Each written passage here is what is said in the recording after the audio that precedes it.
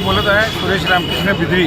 आमच्याकडं कमीत कमी 30-35 वर्षापासून आम्ही रेडीमेड काम करतो आणि हे सरकारनं आल्यापासून आम्हाला एवढा त्रास होत आहे की आपल्याकडे 40,000 मजूरदार आहेत आपल्याकडे, त्यांची रोटी तर मारलेलं आहे आणि व्यापारीसुद्धा रोजीरोटी मारलेली आहे। हे सरकारनं काय केलं, आम्हाला गेल्या बरीला सांगितलं ते बरं तुमचं असेल तसं करू, काय बी केलं नाही। फक्त त्याने आता 100 कोटी रुपये घेऊन हे गुजराती व्यापाऱ्याला दिलेलं आहे काम।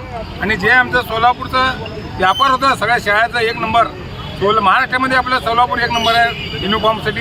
आणि आपलं सोलापूरचं दर्जा कसं कमी करायचा हे नालायक आपले आमदार लोकसुद्धा काय बोलत नाही। आणि सोलापूरमध्ये आमदार लोकांना जाऊन बोलून आलो तरी मी काय केलं नाही, अधिवेशनमध्ये बोलले नाही, काय मंत्रीला भेटलं मंत्रीसुद्धा दाद दिली नाही। फक्त आम्हाला दाद दिले तर शरद पवारने आम्हाला गेल्या बरीला काम करून दिले।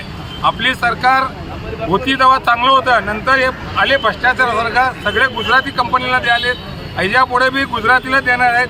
सगळं आपलं सोलापूर मातीमध्ये घालून टाकलेलं आहे सरकारने, आपल्या रोजीरोटी घेऊन चाललेलं आहे। सगळेजण मग आपण एकजुटीने काम केले तर होणार आहे, नाही तर आपलं सोलापूर बरबाद करायला काय राहणार नाही, असं माझी विनंती आहे।